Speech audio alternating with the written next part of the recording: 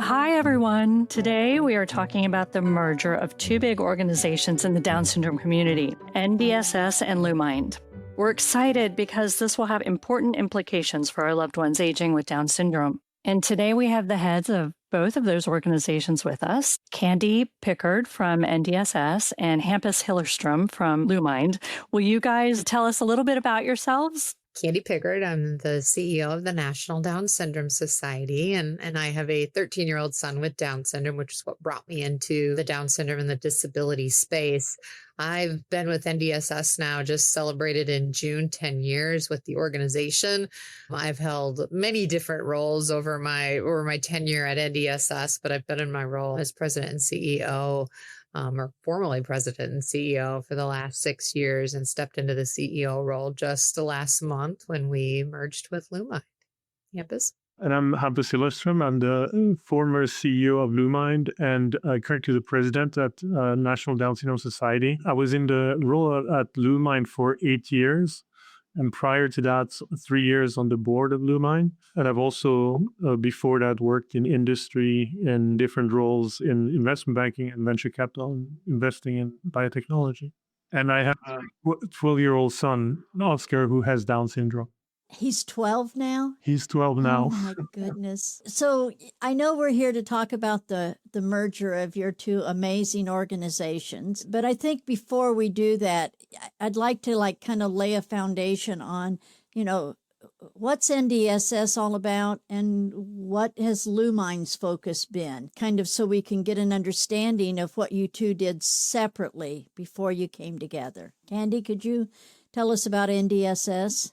Sure. No, I'm happy to share a little bit about NDSS. So we are celebrating 47 years this year of being in business, I guess you can say. But we were founded by a mom who had a daughter with Down syndrome. And I think what Betsy's initial vision was a little bit of just bringing parents together and trying to bridge a gap and resources that she didn't find, turned into us really leading not just, again, into resources and support, but into being an advocacy organization for the Down syndrome community. So over the last 47 years, we've done lots of things, but I think that our primary focus has been in that resources and supports. Many people have seen our new and expectant parent guide. It's one of the first things that a lot of family members get when they get that diagnosis of Down syndrome or they're welcoming a child with Down syndrome into their lives. We have resources really that bridge the lifespan of an individual with Down syndrome, which has been really important to us to look at, those new and expectant parents, but also our aging population as well. Additionally, many people know us for our New York City Buddy Walk. The Times Square video is always a very popular time of the year and popular thing that our community gets rallied around, but then also the Buddy Walk programs, which is a big piece of what we like to do within our communities. And then lastly, policy and advocacy. It's been a big piece. And I always like to say policy and advocacy is the backbone of our organization. It flows into all of our programs and supports that we do that, look at health, they look at employment, they look at education, all of these different areas really a lot of times tie back to advocacy for our community, but also policy changes that need to be made. It's amazing. And Hampus, how about LuMind? So LuMind, we were founded by two families back in 2004 who wanted to make a difference by investing in research for people with Down syndrome. And they both have two kids that are in their 20s with Down syndrome. The main focus was around accelerating research and also empowering families with resources and supports. And lately, we've also done a lot of research policy work and health equity work. So on the research side, we have worked on different projects, including traditional research grants to academic researchers primarily across the U.S., and then moved to more in-house programs. We funded a natural history study and a clinical trial network to get more researchers and clinicians to do Alzheimer's work. This is back in 2018. And then over time, had many different consensus generating projects that were either linked to health policy or different areas of barriers that needed to be removed for Alzheimer's research in particular. Our focus has been, maybe 80% on Alzheimer's work, and the remainder between sleep apnea and other conditions. And there's also on the community side quite a few projects that we did. We have a large resource library of research and health and other resources, and also the family weekend where families gather at Grateful Lodge sites every September. So again, research, community, and policy are the three areas we've been working on. Hampus, when you talk about research, is that medical research? Yes, clinical and medical research, yes. That is so exciting. And I can't tell you how excited I am to hear about the Alzheimer's research part. For context, my Aunt Kathy was diagnosed in 2019. Up until 2015 or 2016, we did not know about the Alzheimer's linkage with Down syndrome. So it was a surprise when we found that out. And then we were in a mad rush and a scramble to do our own research and to educate ourselves. And I remember feeling alone in a wilderness. So it warms my heart to know that you as an organization, around the same time that Kathy got her formal diagnosis, was really leading the charge on that frontier of medical research with Alzheimer's and Down syndrome. So thank you for taking that mantle on. And I'm hoping maybe we can talk about what that's going to mean for the families and individuals who are listening right now who are either facing this diagnosis or looking at facing this diagnosis soon.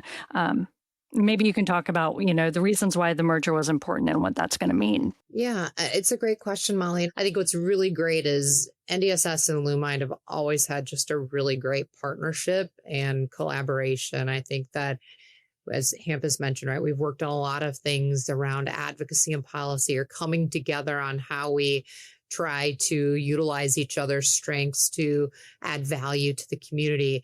We talk about our adult issues in the Adult Summit.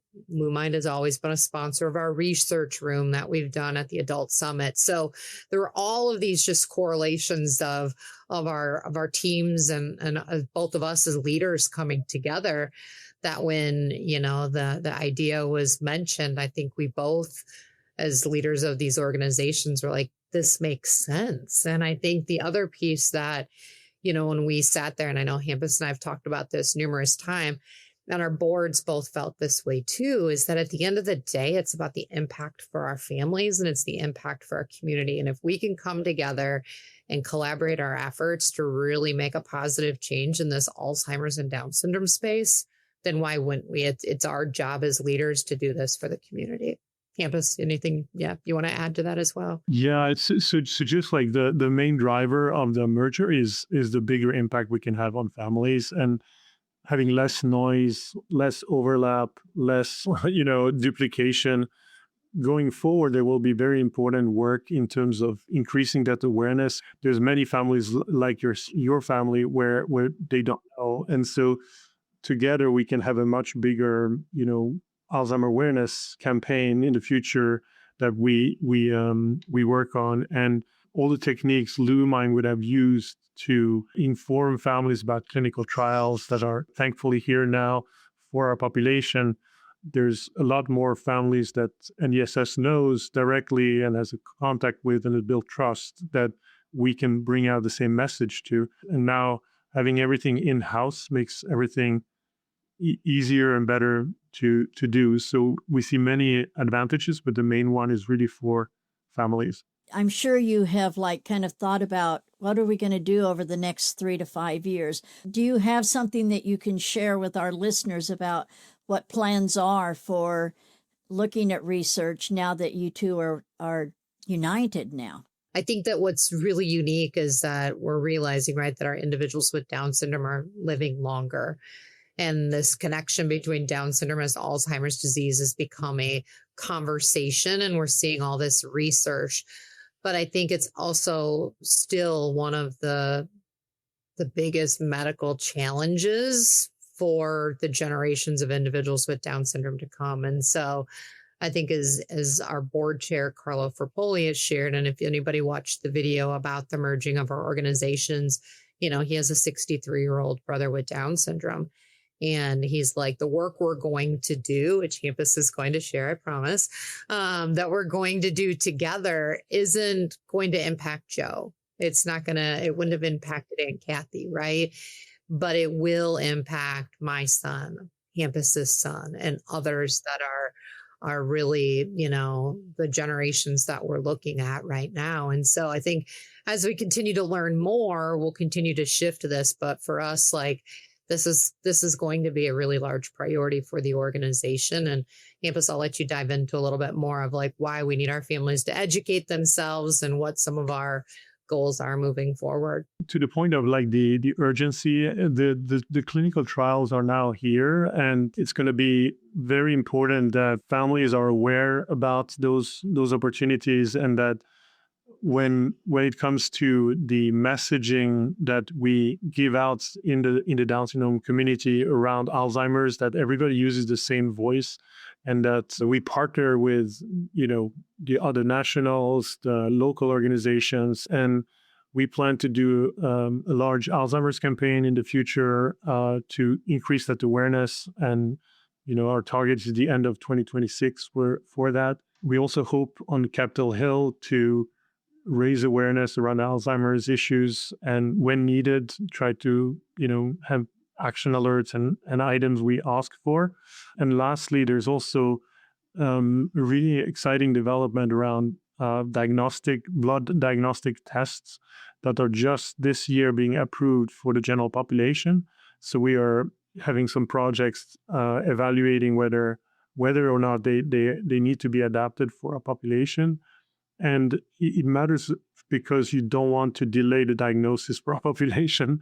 You want to make sure we know as soon as possible so they can consider treatment or consider clinical trial, and that you can do something as early as possible. Because Alzheimer's is a progressive disease, and the more you can prevent, the higher likelihood that you can do something real about the progression of the disease. I know in the past there have been some issues about individuals with Down syndrome who are adults not being able to give informed consent to participate in research.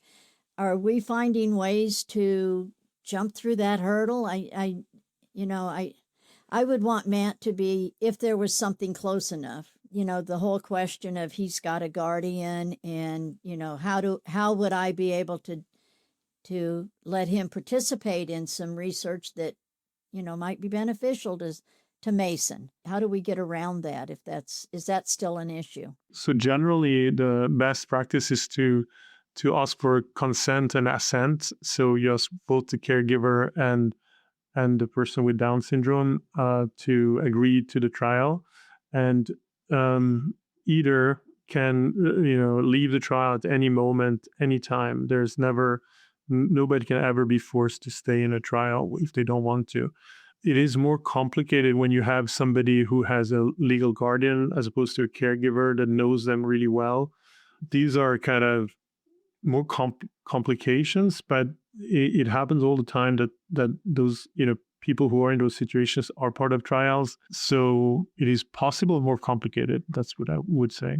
So that's a good, concise answer. It is possible, a little more complicated. So just having some patience to work through whatever process it takes to get involved. So it sounds like you're working really hard to remove or lessen barriers to entry for a lot of these trials or treatments or diagnostic approaches. Can you tell me, looking back a little bit, has there been a significant change in the attitudes of pharmaceutical companies or the government or regulating organizations in including people with Down syndrome?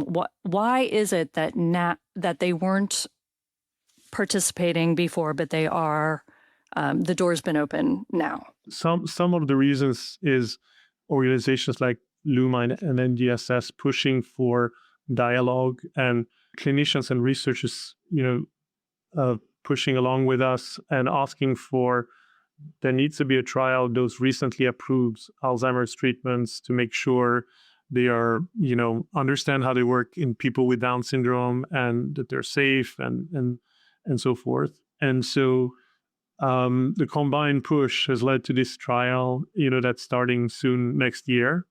For future treatments, what's exciting is that the big projects of natural history studies like ABCDS, and there's one from LuMind now, NDSS called Life DSR.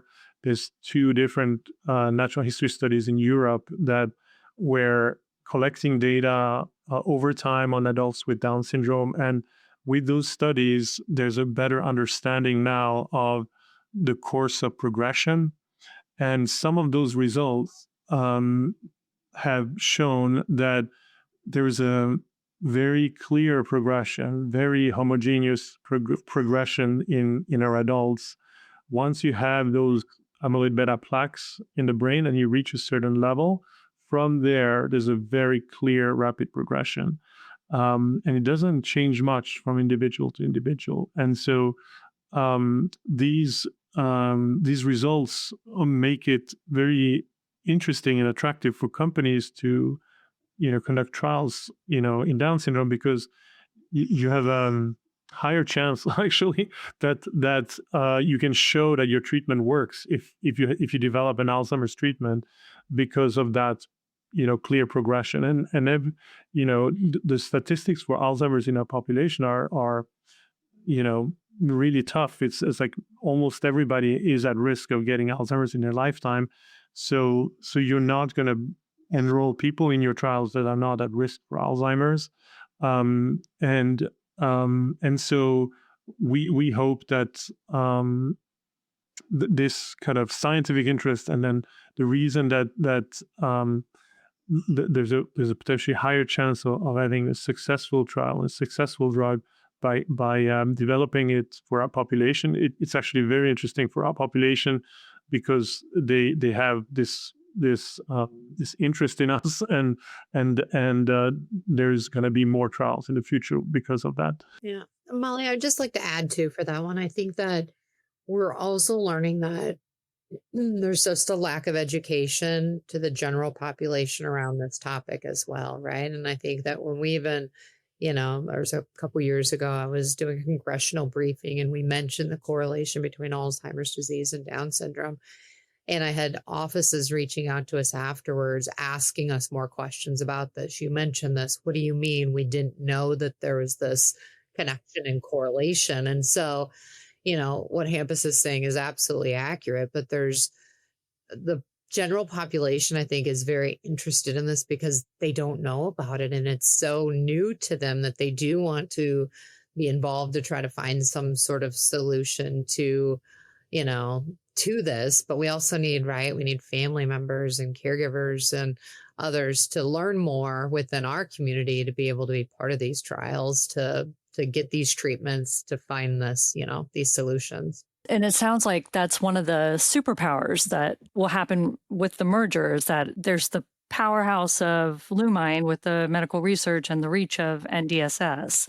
Is there right now, or are there plans for the future to have a place on the NDSS website where families can find these trials or research opportunities? Is that on your website?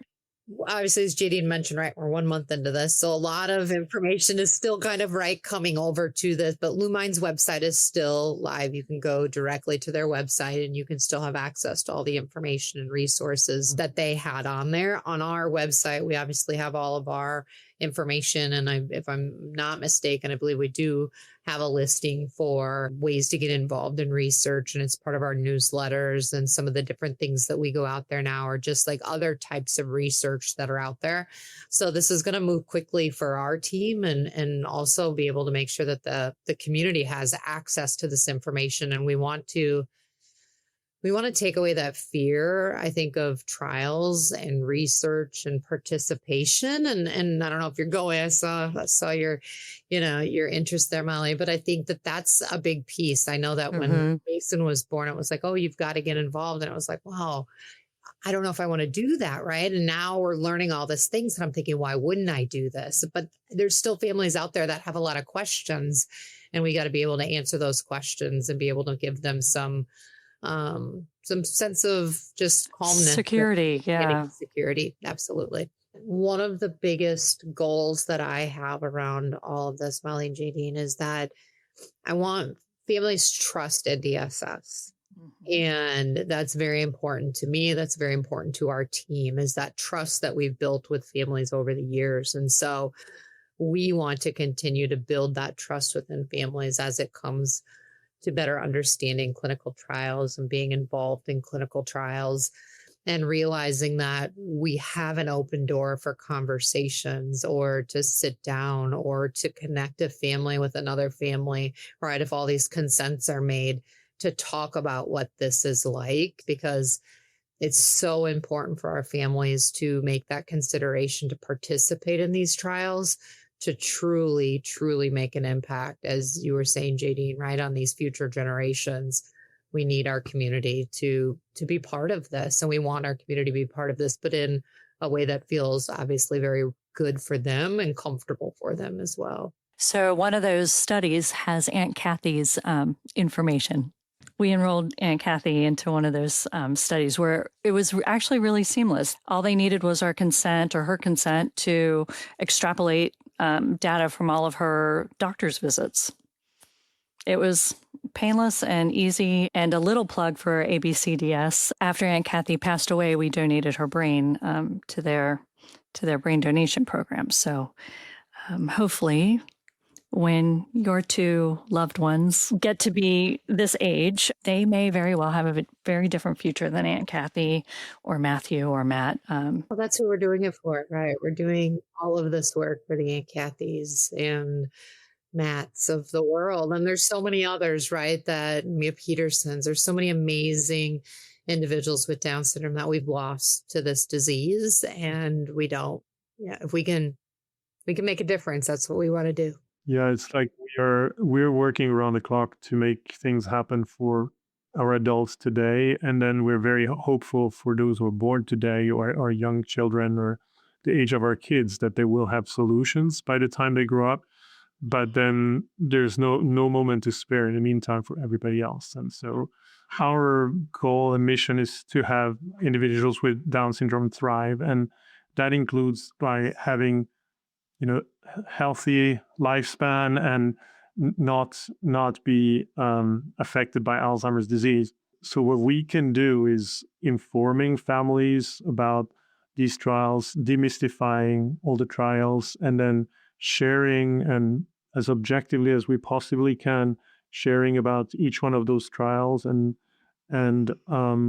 bringing the trials to families, and then each family will then evaluate their family circumstances, any fears that they might have, and what their interaction with their doctors, how they think about it. And every family will be different. But for me, it's very easy to think about for my own son Oscar, who's only 12 years old right now, but when he's in his 30s, 40s, and there are trials and potential treatments available, that I will not hesitate, because I believe it's very important. So we are completely plugged into the experience of families and connected, with the two of you and with all these families.